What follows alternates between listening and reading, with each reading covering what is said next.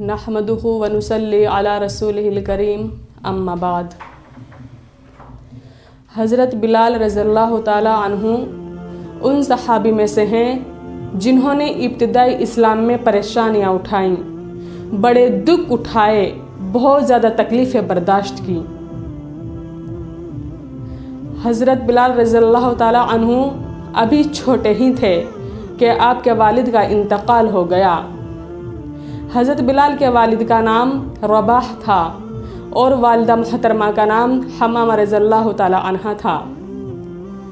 हज़रत बिलाल रज़ियल्लाहु ताला अन्हु के वालिदैन ग़ुलाम थे और आप मक्का के एक सरदार उमैया बिन खल्फ के ग़ुलाम थे और आप उन खुश नसीब लोगों में शामिल हुए जो पहले से ही इस्लाम ला चुके थे।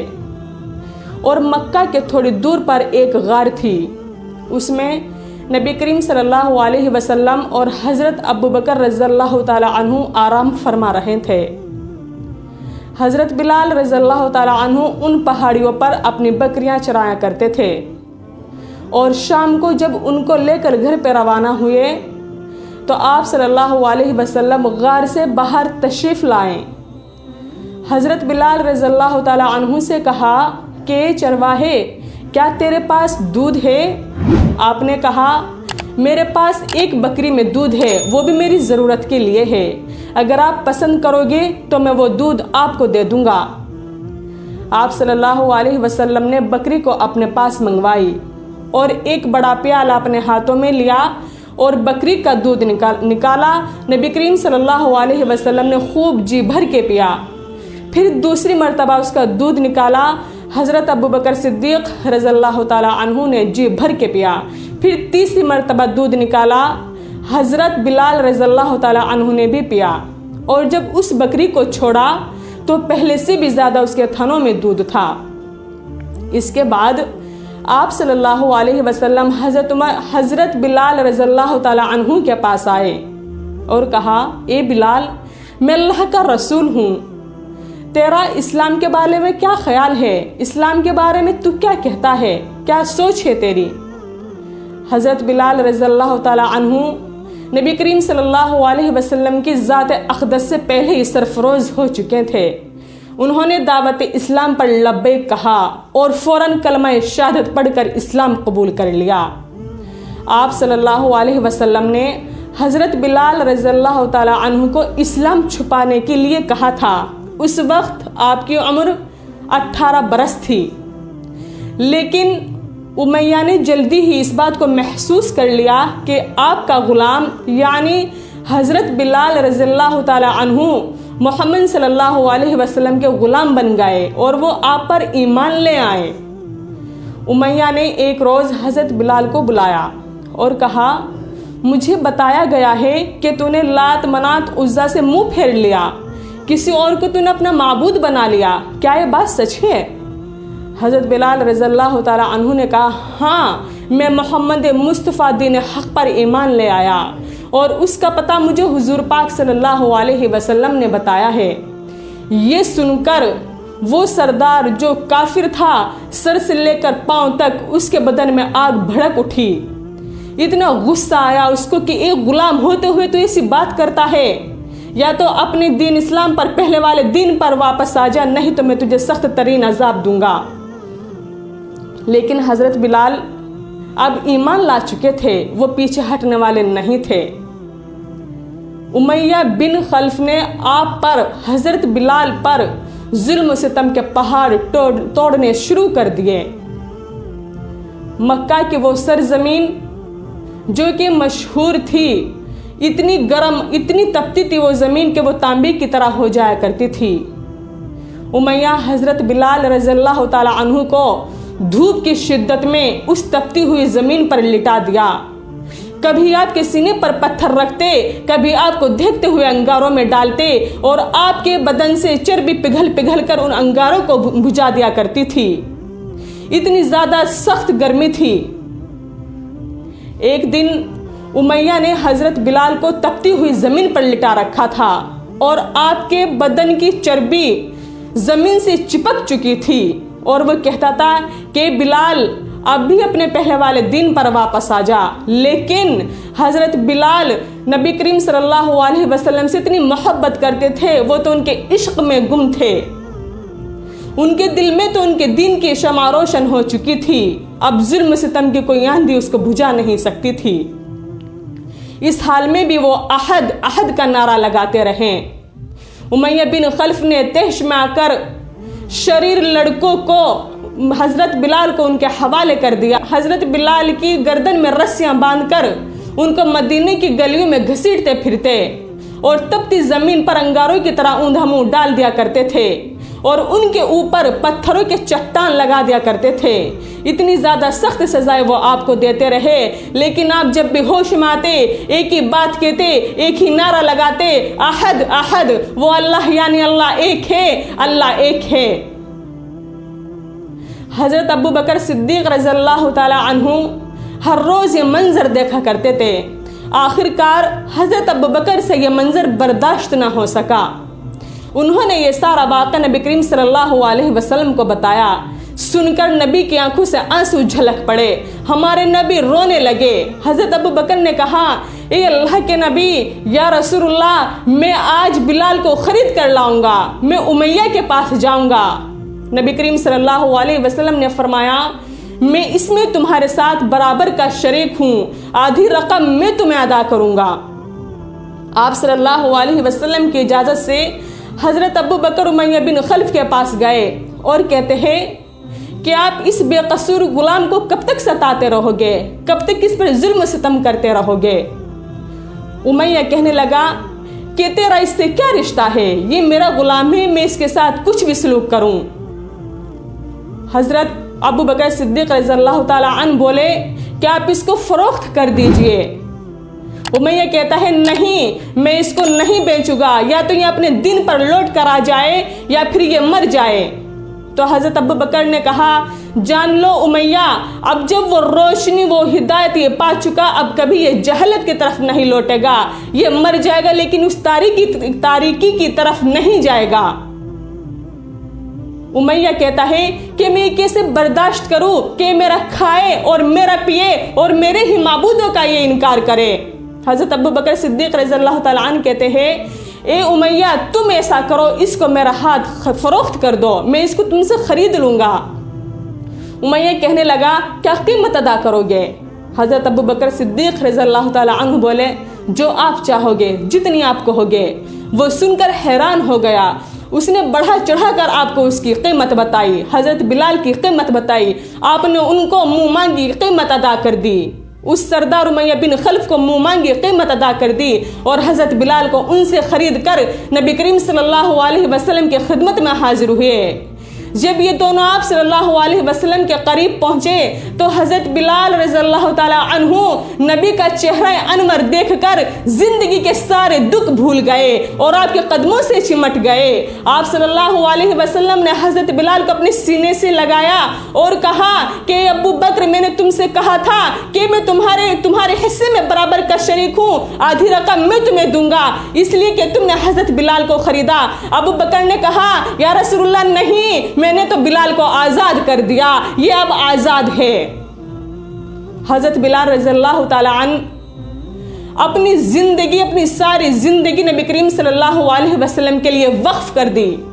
وہ آپ صلی اللہ علیہ وسلم کے کام کاج کرتے تھے، یہاں تک کہ نبی کریم صلی اللہ علیہ وسلم نے ان کو اپنا خزانچی مقرر کر لیا۔ جو بھی کسی کو دینا ہوتا تو پہلے حضرت بلال رضی اللہ تعالی عنہ کو بلاتے تھے، وہ آپ صلی اللہ علیہ وسلم کے ساتھ ساتھ رہتے تھے، اور جب آپ صلی اللہ علیہ وسلم گھر میں تشریف لے جاتے تو وہ باہر بیٹھ جاتے، لمحات انتظار مختصر ہو یا طویل وہ بیٹھے رہتے تھے۔ اور جب آپ صلی اللہ علیہ وسلم سفر کرتے تھے تو کھانے پینے کا انتظام بھی حضرت بلال رضی اللہ تعالی عنہ کیا کرتے تھے۔ اس کے بعد جب مدینہ منورہ میں اذان دینے کا طریقہ مقرر ہوا تو نبی کریم صلی اللہ علیہ وسلم نے مؤذن مقرر کرنے کے لیے سوچا، تو آپ صلی اللہ علیہ وسلم کی نظر انتخاب حضرت بلال رضی اللہ تعالی عنہ پر گئی۔ آپ صلی اللہ علیہ وسلم نے حضرت بلال کو حکم دیا کہ بلال اذان دو۔ حضرت بلال رضی اللہ تعالیٰ عنہ نے نبی کریم صلی اللہ علیہ وسلم کے سیدھے سامنے کھڑے ہو کر اذان دی، اور وہ سردار مکے کے جو آپ صلی اللہ علیہ وسلم پر اور ان کے غلاموں پر ظلم و ستم کرتے تھے، بیت اللہ میں نماز نہیں پڑھنے دیا کرتے تھے، وہ آج نبی کے سامنے سر جھکائے مجرموں کی طرح کھڑے ہوئے ہیں، اور اس حال میں کہ نماز کا وقت آ جاتا ہے۔ آپ صلی اللہ علیہ وسلم بلال کو حکم کرتے ہیں کہ بلال کعبے کی چھت پر چڑھ جاؤ اور اوپر چڑھ کر اذان دو۔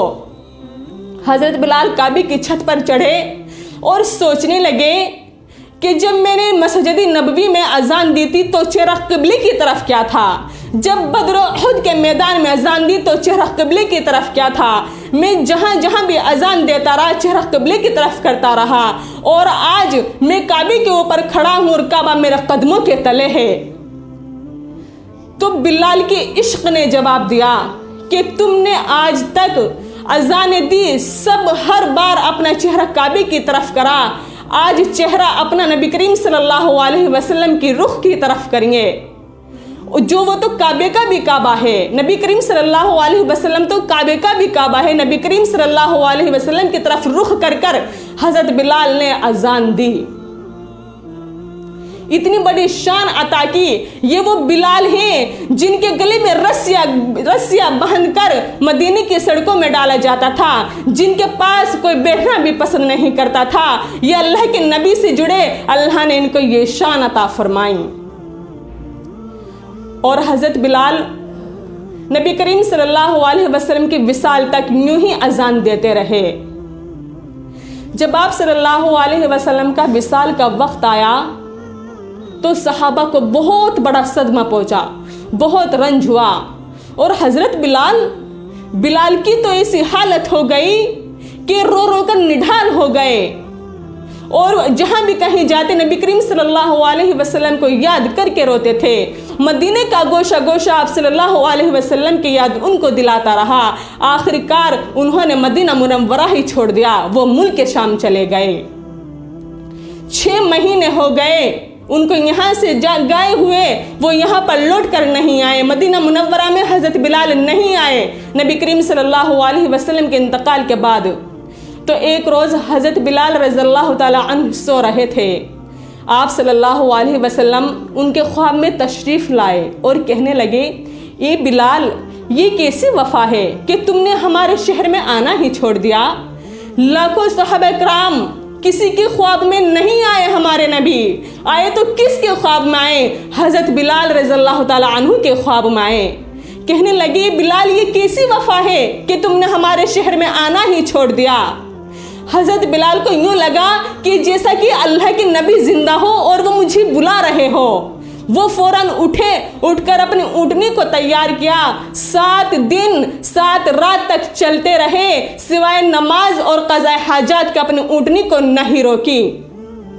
وہ چلتے مدینہ منورہ میں تشریف لائے اور آ کر شور مچایا، یا رسول اللہ، اے اللہ کے رسول، میں آ گیا ہوں، اے اللہ کے رسول، میں آ گیا ہوں، آپ کہاں ہیں؟ دکھائی کیوں نہیں دیتے؟ دیکھتے کیا ہے کہ قبر ہے نبی کریم صلی اللہ علیہ وسلم کی۔ اتنے روتے ہیں کہ بے ہوش ہو جاتے ہیں۔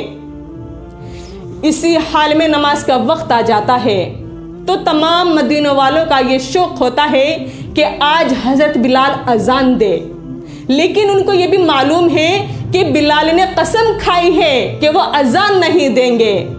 تو صحابہ کرام حسن حسین رضی اللہ تعالی عنہما کو بلاتے ہیں اور کہتے ہیں کہ آپ تو رسول اللہ کے جگر کے ٹکڑے ہیں، آنکھوں کی ٹھنڈک ہیں، بلال کے پاس جائیے، وہ آپ کا جواب سوال رد نہیں کریں گے، وہ آپ کی بات کو بالکل رد نہیں کریں گے، آپ ان سے کہیں کہ ایک مرتبہ اذان دے دیں۔ وہ دونوں بھائی حضرت حسن حسین حضرت بلال رضی اللہ تعالی عنہ کے پاس آتے ہیں اور آ کر کہتے ہیں، اے چچا، ہماری ایک گزارش ہے۔ حضرت بلال کہتے ہیں، اے میرے بچوں، تم پر تو میری جان قربان ہے، بتاؤ تمہاری کیا گزارش ہے؟ وہ کہتے ہیں کہ آپ ہمارے نانا کے لیے اذان دیتے رہے اور ایک مرتبہ آج ہمارے لیے بھی اذان دے دو۔ حضرت بلال رضی اللہ تعالیٰ عنہ کہتے ہیں کہ تمہارے لیے تو میں اپنی قسم بھی توڑ دوں گا، میں نے قسم کھائی تھی کہ میں کبھی اذان نہیں دوں گا، لیکن میرے بچوں جب تم کہتے ہو تو میں تمہارے لیے قسم بھی توڑ دوں گا، میں آج تمہارے لیے اذان دوں گا۔ حضرت بلال رضی اللہ تعالی عنہ ایک انصاری عورت کے گھر کی چھت پر چڑھے اور اوپر چڑھ کر اتنا ہی کہا تھا اللہ اکبر، پورے مدینہ میں قہر مچ گیا، سب مرد عورت ننگے سر ننگے پاؤں روتے چلاتے ہوئے آئے کہ یہ بلال ہے، بلال ہے، بلال اذان دے رہے ہیں۔ وہ نبوت کا زمانہ یاد آ گیا جو نبی کریم صلی اللہ علیہ وسلم میں جس وقت یہ اذان دیا کرتے تھے، ہمیں وہ زمانہ یاد آ گیا، سب رونے لگے، لیکن حضرت بلال پوری اذان نہیں دے پائے۔ یہ وہ حضرت بلال ہے جن کے پاس کوئی مال و دولت نہیں تھا، کوئی حسب و نسب نہیں تھا، کوئی شکل و صورت نہیں تھی، دھبا تھا تو ان پر محمد کا غلام، محمد کا غلام، جس کی وجہ سے آج ان کو یہ اتنی عزت ملی۔ جب حضرت بلال رضی اللہ تعالی عنہ کا وصال کا وقت ہوتا ہے، ان کے انتقال کا وقت ہوتا ہے، تو آپ کی بیوی بہت زیادہ روتی ہے، بہت پریشان ہوتی ہے، کہتی ہے ہائے افسوس، ہائے افسوس، آپ کی بہت زیادہ طبیعت خراب ہے۔ آپ نے آنکھیں کھولی اور کہا واہ کیا خوشی کا سما ہے، میں اپنے حبیب سے ملنے والا ہوں، میں نبی کریم صلی اللہ علیہ وسلم سے ملنے والا ہوں۔ آپ وفات پا جاتے ہیں، اور جب آپ کی وفات کی خبر حضرت عمر رضی اللہ تعالی عنہ کو پہنچتی ہے، ان کو بہت صدمہ ہوتا ہے، وہ بہت زیادہ روتے ہیں، اتنے روتے ہیں کہ ان کی حالت نڈھال ہو جاتی ہے، اور وہ کہتے ہیں کہ بلال بھی ہمیں چھوڑ کر چلا گیا، ہمارا بلال بھی ہمیں چھوڑ کر چلا گیا۔ جب آپ نے وصال پائی تو آپ کی عمر 60 برس کی تھی۔ انا للہ و انا الیہ راجعون۔ آخری میں اللہ تعالیٰ سے دعا ہے کہ اللہ تعالیٰ ہمیں بھی اسی طرح نبی کریم صلی اللہ علیہ وسلم سے عشق و محبت کرنے والا بنائیں، ان کی سنتوں کی اتباع کرنے والا بنائیں، کہنے سننے سے زیادہ عمل کرنے کی توفیق عطا فرمائیں۔